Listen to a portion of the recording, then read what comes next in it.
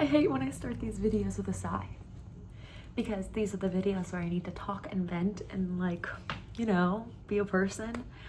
And I've been talking to my therapist recently about, like, my friendship trauma, because I want to let people in and not, like, let them in bursts, because I'm really fucking bad at that. Okay, here we are. Hi everybody, hello. You know who it is, it's Krystal.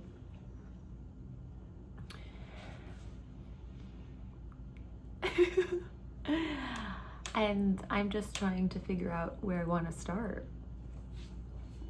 I have significant friendship trauma, and while I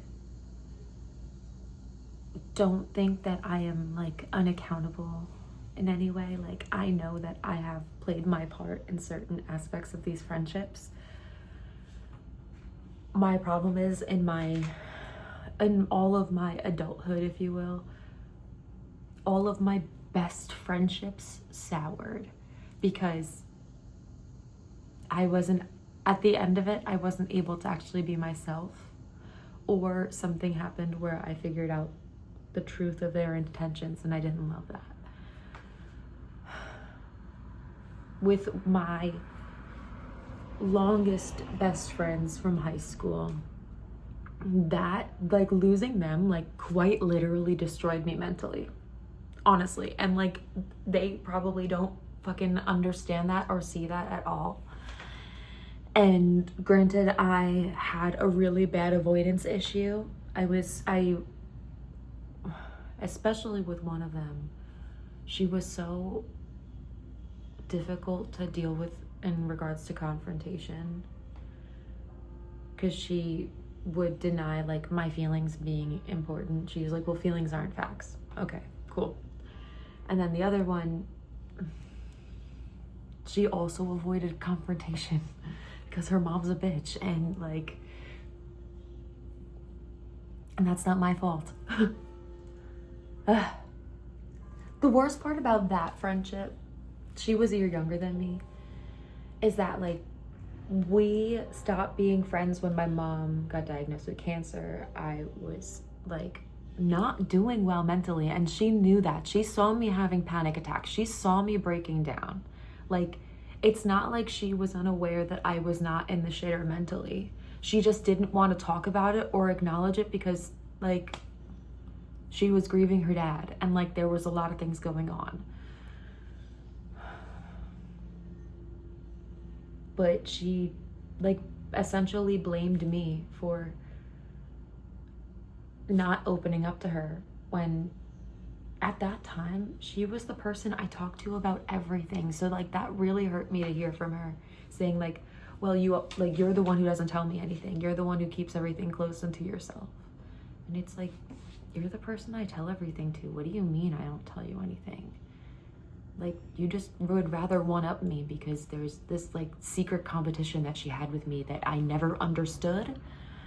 And I understand that it stemmed, again, with the issues with her mom, especially because her mom would, like, comment about me. It made me feel like I had to defend her in a way that I did not feel comfortable with. And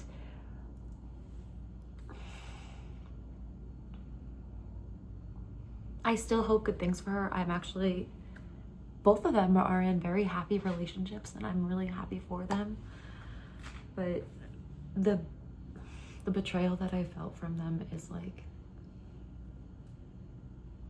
I can't even get into the other one because she's apparently best friends with my ex.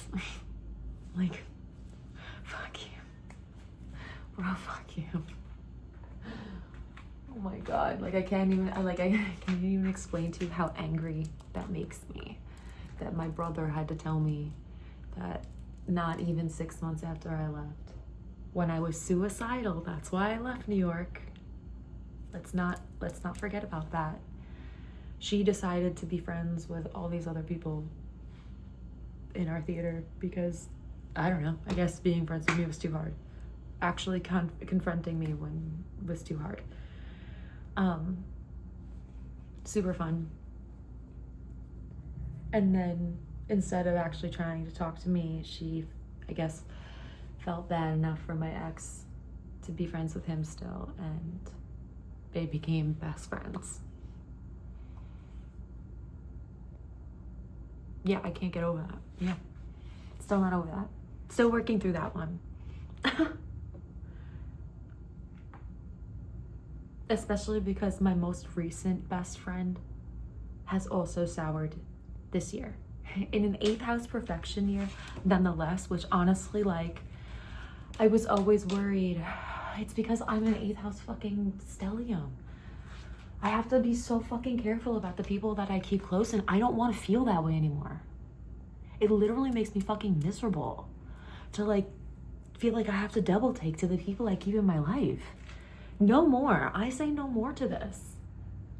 I want to be on the beneficial side of being in the 8th house, where, like, people around me are just beautiful resources that we can mutually benefit off of.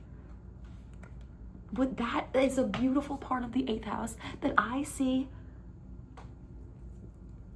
that much of, guys. And the falling out with my most recent best friend really drove that in, because I felt like she was trying to invalidate, like, my, like, how I was showing up postpartum, and then again pregnant, and then, like, actually postpartum, when she was literally just never there for me. And I tried to feel okay with that, and because she told me that that's all she could offer, and I can't subscribe to people asking me to settle for less for their benefit. I don't wish any negativity towards her. I'm not like that. But, and then the way she, like, the one thing that I don't, and maybe it's just because I have Virgo and, like, Chiron in Virgo, that I feel like people try to talk down to me. But in the way that our last interaction went, I did feel like she was trying to belittle me, to, like, be like, no, it doesn't have to be that way. Like, everyone can have their space. Of course, I'm not unaware of that. Like, there's so many, this world is saturated with unique talents for a reason, and people share those talents. That's not something that bothers me. What bothers me is that people think that I'm fucking stupid and talk to me like I'm fucking stupid, and she does that every single time she feels misunderstood, and that's only going to make me more defensive.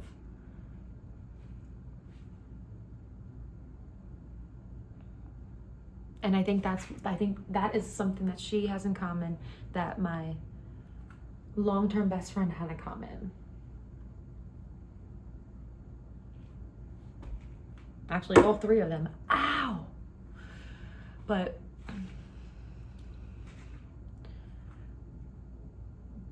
ex-boyfriend, best friend, she had a Virgo rising.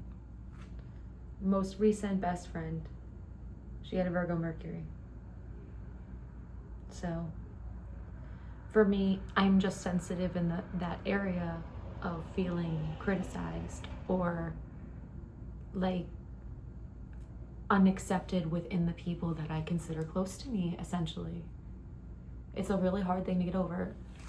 The other best friend, the other high school best friend, she's adopted, so we were never able to figure out what her astrology was. But at this point, the way that the last, like, year or so of our friendship, where she does love correcting me or making me look stupid, it wouldn't surprise me that she had a Virgo placement too. That honestly, Virgo Mercury would make sense for her as well. But alas, that's not even touching upon the best friend that I had, like, right out of, like, high school. She was the most abusive. And then she ended up getting sick and then expected me to be like her friend again after she fucked me over twice.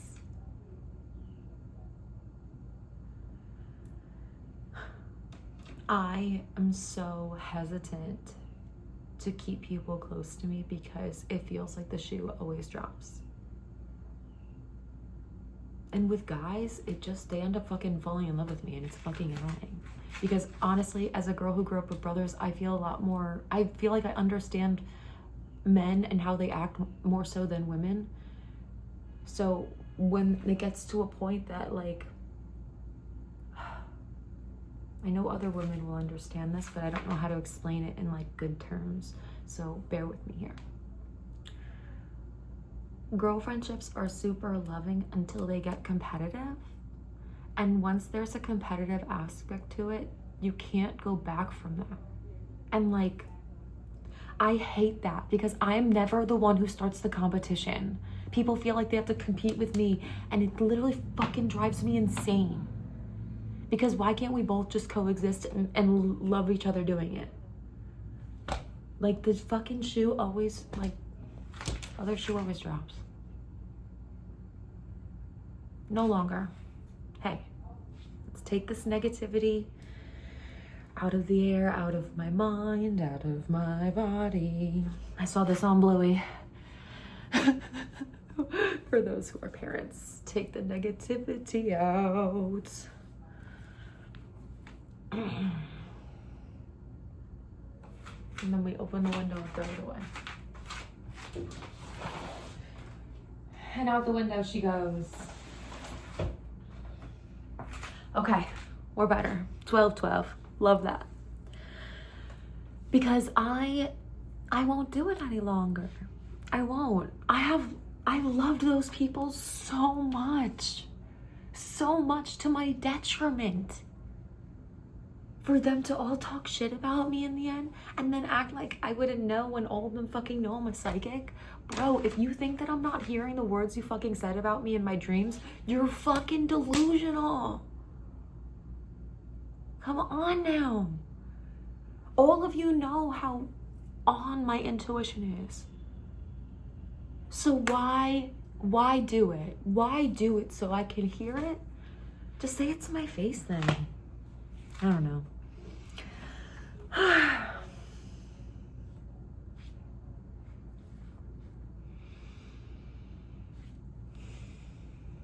Holding space for myself. Because I don't need love in a form of validation.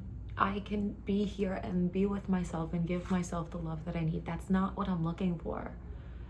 But friendship and community is like such an important thing, and you don't realize that until you have isolated yourself for so long.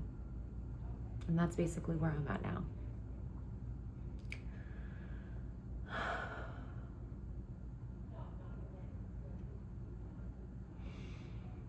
There are good people around, and I trust that they will find me, because I am ready to be here with other people again. I deserve that. And so do you.